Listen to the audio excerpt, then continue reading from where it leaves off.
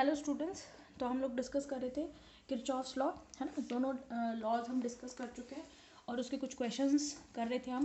First एक question मैंने आपको करवा दिया था, है ना, सॉल्व कर लिया होगा आपने। आई होप इसको आंसर बता देती हूँ मैं इसका आपको। और एक क्वेश्चन मैंने आप लोगों को दिया था करने के लिए, ठीक है। तो जो आंसर आता है, जो आई आएगी आपकी, यानी कि जो टोटल करंट जो सेल से आ रहा है वो टोटल करंट आएगा आपका 0.3 एम्पियर। ठीक है, कितना आएगा ये आंसर बता रही हूँ मैं, करना अभी भी आप ही कोई है, मैं नहीं कर रही, ठीक है। I is equals to 0.3 ampere. मेरे को कराना था जितना मैंने करा दिया, कैच करने वाला बच्चा यहाँ से भी कैच कर ही लेगा, ठीक है। आई जो टोटल करंट है 0.3 एम्पियर आती है। जो आई वन आती है ना, आई वन कितनी आती है 0.2 एम्पियर। तो अंडरस्टूड है आई टू कितना आएगा, आई टू आएगा 0.1 एम्पियर, क्योंकि आई टू क्या है, आई टू है आई माइनस आई वन। समझ में आ गई बात आपको। तो ये इसका आंसर है, ठीक है। इसका भी आंसर बता देती हूँ मैं आपको, करना आप ही को है, ठीक है। जब तक करोगे नहीं तब तक नहीं पता चलेगा भाई, पका पकाया माल नहीं मिलता कहीं पर भी। समझ में आ गई।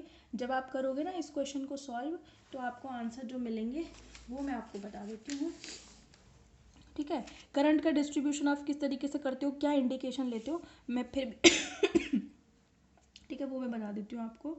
एक तो आपको मिलेगी इसमें आई वन, है ना। आई वन कितनी मिलेगी इसमें 2 एम्पियर, आई टू मिलेगी आपको 3 एम्पियर, और इसमें एक करंट मिलेगा आपको I one minus I two, या इसको आप I one minus I two मिलेगा -1 एम्पियर, या फिर अगर आपका I two minus I one 1 ampere आया है तो भी सही है, क्योंकि आई टू ज़्यादा है दिख रहा है। 3 में से 2 घटाओगे तो 1 आएगा, 1 में से 2 घटाओगे तो 2 में से 3 घटाओगे तो -1 आ जाएगा, डायरेक्शन अपोजिट हो जाएगी। बात ये है मेरा मतलब, ठीक है। करंट का डिस्ट्रीब्यूशन कैसे करोगे, वैसे तो आपकी मर्जी है, आप कुछ भी कर सकते हो करंट का डिस्ट्रीब्यूशन। कुछ भी से मेरा मतलब गलत से नहीं है, कुछ भी का मतलब ये नहीं मन मर्जी से कुछ भी ले लिया। कुछ भी से मेरा मतलब ये है कि आप इंडिकेशन कुछ भी ले सकते हो सकता है कि कोई बच्चा एक बैटरी से मिलने वाला टोटल करंट को आई से कंसिडर कर रहा हो, उसने आई वन आई टू का इशू ना रखा हो, मे बी, है ना, ये पॉसिबिलिटी हो सकती है। जैसे इस बैटरी से जो करंट आ रहा है मैंने कंसिडर कर लिया कि वो आई वन है, ठीक है। ये आई वन जो है यहाँ से ये करंट फ्लो हुआ इस वाली ब्रांच में, और जिसमें से आई टू करंट यहाँ चला गया, और यहाँ कितना गया I one minus I two. समझ में आ गई, इसलिए हमने आंसर में I one minus I two लिखा था। क्लियर हो गई बात। तो अगर कोई बच्चा ऐसा कर रहा है कि वो इस बैटरी से फ्लो होने वाले करंट को आई कंसिडर कर रहा है, फिर आगे जाकर उसने आई वन कर दिया, आगे जाकर इसने इसको आई माइनस आई वन कर दिया, तो भी सही है, तो कोई गलत नहीं है। बस आप तो आंसर मैच कर लेना। समझ में आ गई। तो बैटरी का जो करंट आएगा वो 2 एम्पियर आएगा, फिर वो इसको जाएगा ना जो दूसरी वाली बैटरी को, वो जाएगा 3 एम्पियर, और फिर इसमें जो आएगा ना वो कितना आएगा -1 एम्पियर। इसीलिए आया है क्योंकि कम करंट में से ये, इसका मतलब क्या है, हमने करंट की डायरेक्शन जो ऐसे कंसिडर किया ना, उसकी बजाय अगर अपन उल्टा कंसिडर करते तो आंसर सही आता।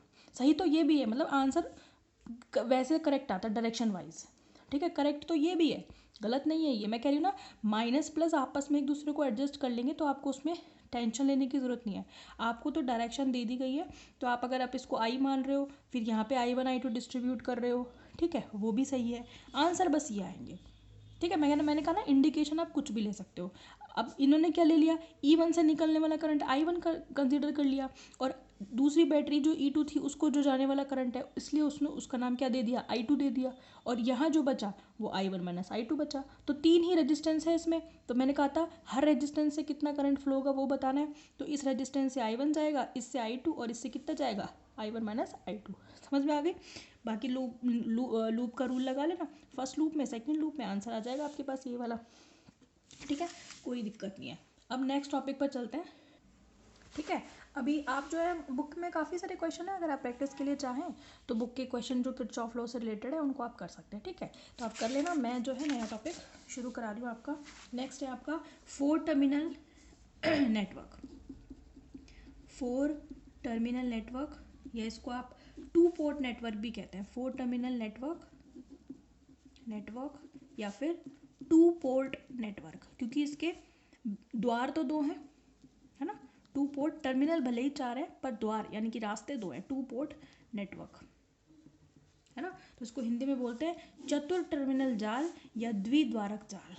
चतुर टर्मिनल या द्विद्वारक जाल, 2 रास्ते पर टर्मिनल 4, ठीक है। हालांकि हम जानते हैं कि एक 4 टर्मिनल नेटवर्क या 2 पोर्ट नेटवर्क क्या होता है, ठीक है, जिसमें क्या हो, दो स्पष्ट इनपुट हो और दो स्पष्ट या क्लियर्ड आपके क्या हो, आउटपुट हो।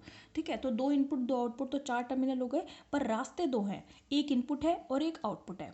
समझ में आ गई? इसलिए हम इसको बोलते हैं 2 पोर्ट नेटवर्क या फिर 4 टर्मिनल नेटवर्क, चतुर टर्मिनल जाल या फिर द्विद्वारक जाल। समझ में आ गई? तो ये आपका एक पहला टर्मिनल और ये 1 1 टर्मिनल, इसको बोलते हैं 1 1 इनपुट टर्मिनल को बोलते हैं 1 1 टर्मिनल भी बोलते हैं। एक है आपका 2 2, इसको हम बोलते हैं, ये लो 2 2 लिख दिया, ये है आपका 2 2 टर्मिनल, ये जो आउटपुट टर्मिनल है। ठीक है, ये जो टर्मिनल है इसमें जो आपका यहाँ पर जो वोल्टेज शो होगी वो होगी V1, इसमें जो करंट फ्लो है वो I1 है ना, और यहाँ जो है आपका करंट फ्लो होगा वो होगा I2। ठीक है, इस तरीके से शो करना है, और वोल्टेज जो इसमें नापी जाएगी वो होगी V2। समझ में आ गई? तो ये इंडिकेशन है किसी भी 2 पोर्ट नेटवर्क या 4 टर्मिनल नेटवर्क को शो करने का, पहली बार है ना। और इसका यहाँ पे बीच में आप लिख सकते हो नेटवर्क, ये क्या है, एक नेटवर्क। हालांकि अंडरस्टूड है ये कि कौन सा नेटवर्क है, 2 पोर्ट या 4 टर्मिनल। समझ में आ गई? ठीक है। तो ये 4 टर्मिनल जाल होता है जिसमें बहुत सारे आप रेजिस्टेंस कनेक्ट कर सकते हो, प्रेरकत्व कनेक्ट कर सकते हो, वो हमारी रिक्वायरमेंट के हिसाब से होता है कि हम किसको कहाँ कैसे कनेक्ट करेंगे। संधारित्र भी कनेक्ट कर सकते हो। ये एक दूसरे से कैसे होता है, संबंधित होते हैं। इसमें एक 1 1 निवेशी टर्मिनल, निर्गम टर्मिनल होता है। समझ में आगे लिख देते हैं थोड़ी बहुत जानकारी इसके बारे में। ठीक है, हम लिखेंगे इसको किस तरीके से, इन अ 4 terminal network, 4 terminal network, many resistance inductors, capacitors are connected to each other है ना।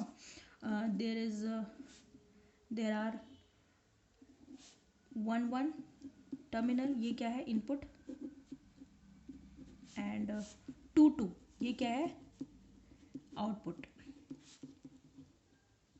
टर्मिनल्स। समझ में आ गई? हम इसको क्यों पढ़ रहे हैं, हम इसमें पढ़ेंगे क्या चीज़ पढ़ेंगे, मेन हम इसमें पढ़ेंगे प्राचल यानी कि पैरामीटर। ये एग्जाम में पूछे जाते हैं, इन पे क्वेश्चन भी आते हैं, क्वेश्चन मैं आपको रिलेटेड करवा दूंगी जैसे ये टॉपिक कंप्लीट होगा। ठीक है, तो पहले हम प्राचल पढ़ेंगे। हम बेसिकली 3 तरीके के प्राचल पढ़ेंगे किसी भी 4 टर्मिनल नेटवर्क में। प्राचल या इसको आप बोलते हैं पैरामीटर्स। ठीक है, एक पढ़ेंगे हम Z प्राचल, एक पढ़ेंगे हम Y प्राचल और एक पढ़ेंगे H प्राचल, और पूछा जाता है ये क्वेश्चन। समझ में आ गई? आपको तो इसमें सब कुछ पढ़ना है, किरचॉफ के लॉ भी पढ़ने हैं, बेसिक डेफिनेशंस भी पढ़नी है, प्राचल भी पढ़ना है, और भी कुछ आता है वो भी पढ़ना है, और थ्योरम्स पढ़नी है। हम आगे जाके कई थ्योरम पढ़ेंगे, Thevenin theorem, Norton theorem, superposition theorem. ठीक है, थेवेनिन नॉर्टन ये साइंटिस्ट के नाम पर है, सुपरपोजिशन मतलब अध्यारोपण प्रमेय है ना। और भी कई थ्योरम्स पढ़ेंगे अपन, और भी कई होती है। ठीक है, तो आपके सिलेबस में है उतनी पढ़ लेंगे। ठीक है, तो उन पे बेस फिर क्वेश्चन भी करने हैं। तो मेन आपकी कमांड होनी चाहिए थ्योरम्स समझने में और उनके क्वेश्चंस करने में। अगर आप ये काम कर पा रहे हो तो ये यूनिट निकालने में आपको कहीं कोई दिक्कत नहीं आएगी। ठीक है, फिलहाल हम फोकस करते हैं प्राचल पर। तो प्राचल जो 4 टर्मिनल नेटवर्क में होते हैं, ठीक है, तो वो 3 तरीके के होते हैं। ठीक है, there are 3 types of parameters, 3 types of parameter in a 4 terminal network. चतुर टर्मिनल जाल के जो हैं 3 प्राचल होते हैं, 3 तरीके के। नंबर 1 Z पैरामीटर यानी कि Z प्राचल, Z पैरामीटर या Z प्राचल बोलते हैं, या इसका दूसरा नाम क्या है, खुला परिपथ प्रतिबाधा प्राचल यानी कि ओपन सर्किट इम्पीडेंस पैरामीटर, ये इसी का दूसरा नाम है। समझ में आ गई? तो पेपर में ऐसे लिखा आ सकता है कि जेड प्राचल को समझाइए, या फिर वो ऐसे पूछ लेगा आपसे कि खुला परिपथ प्रतिबाधा प्राचल को समझाइए, या फिर ओपन सर्किट इम्पीडेंस है पैरामीटर को बताइए। ठीक है, तो दूसरा नाम इसका क्या है, ओपन सर्किट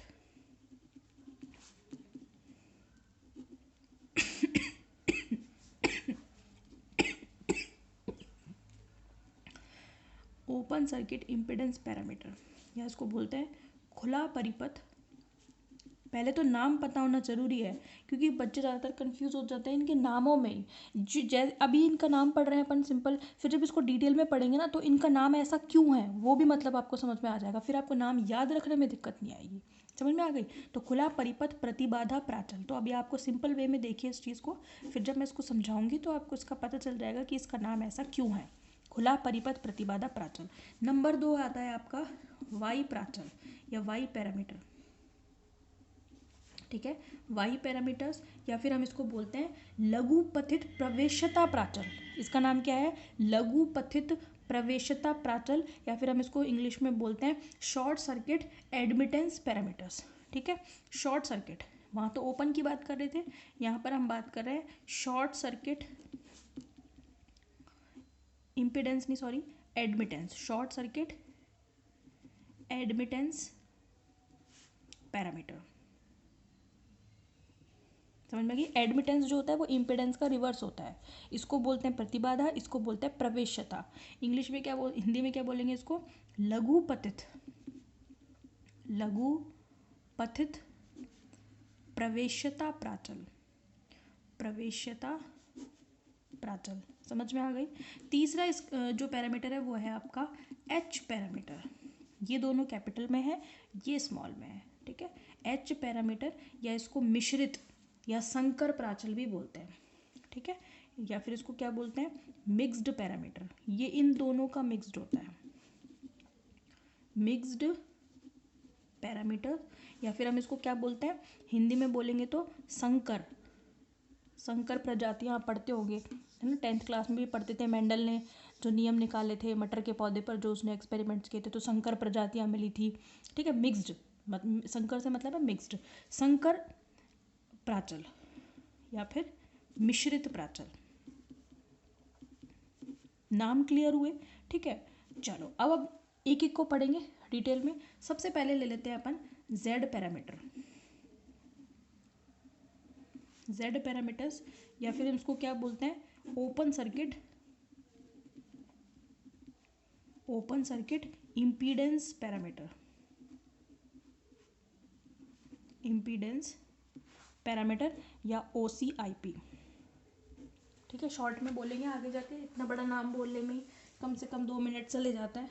ठीक है, तो ओपन सर्किट इम्पीडेंस पैरामीटर या फिर लघु पथित प्रतिबाधा प्राचल, इसके बारे में देखेंगे। ठीक है, अब इसमें क्या होगा कि है तो ये चतुर टर्मिनल जाल का ही पैरामीटर, इसमें होगा क्या कि जो आपका वोल्टेज होगी, है ना, वो धारा की फंक्शन होती है। ठीक है, यानी कि इस टर्मिनल में क्या होता है? निवेशी और निर्गम सिरों पर, यानी कि इनपुट और आउटपुट जो है उन पर जो वोल्टेज है, इनपुट पर वोल्टेज कितनी है? I1 है ना, और जो आउटपुट है उस पर वोल्टेज कितनी है? V2 है। सॉरी, इनपुट पर वोल्टेज कितनी है? V1 है, और आउटपुट पर वोल्टेज कितनी है? V2 है। तो V1 V2 जो वोल्टेज है वो करंट I1 I2 की फंक्शन होती है। समझ में आ गई? यानी कि जो निवेशी वोल्टता है वो निवेशी निर्गम धारा यानी कि I1 I2 का फंक्शन होगी, और जो V2 है वो भी I1 I2 का फंक्शन होगी। तो हम इसको कैसे लिख सकते हैं? in this parameter, इस प्राचल में, in this parameter, input and output voltage V1 V2, input and output voltage V1 and V2 are function of input and output current,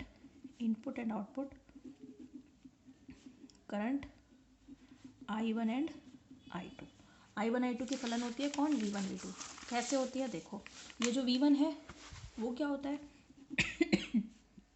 V1 जो है वो किसका फंक्शन होगा? फंक्शन होगा I1 I2 का। सही है,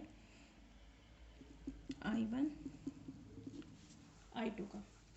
समझ में आ गई? और जो आपका क्या नाम से दूसरा V2 है वो किसका फंक्शन होगा? वो भी किसका फंक्शन होगा? I1 और I2 का। समझ में आ गई बात? तो यहाँ पर I1 I2 जो है वो तो कैसे हैं? इंडिपेंडेंट वेरिएबल यानी कि स्वतंत्र चर, जबकि V1 V2 क्या है? आश्रित वेरिएबल या आश्रित चर, या फिर इनको बोलेंगे डिपेंडेंट चर, क्योंकि V1 किस पर निर्भर कर रहा है? I1 I2 पर। V2 भी किस पर निर्भर कर रहा है? I1 I2 पर। तो हम लिखेंगे V1 and V2 are dependent variable या आश्रित चर dependent variable, whereas I1 and I2 are independent variable, यानी कि स्वतंत्र चर हैं, इंडिपेंडेंट वेरिएबल्स। समझ में आ गई बात आपको? तो इन्हीं को अपन कंटिन्यू करेंगे नेक्स्ट वीडियो में कि कैसे प्राचल निकालेंगे, क्यों इसका नाम ओपन सर्किट इम्पीडेंस पैरामीटर या फिर खुला परिपथ प्रतिबाधा प्राचल पड़ा था, और उसके बाद ये कंप्लीट हो जाएगा। देन अपन वाई पैरामीटर और एच पैरामीटर को इन डिटेल में पढ़ेंगे। तो इस तरीके से आपके पैरामीटर्स के क्वेश्चन आएंगे। क्वेश्चन कैसे पूछे जाएंगे वो न्यूमेरिकल्स में हम देखेंगे। ठीक है, थैंक यू।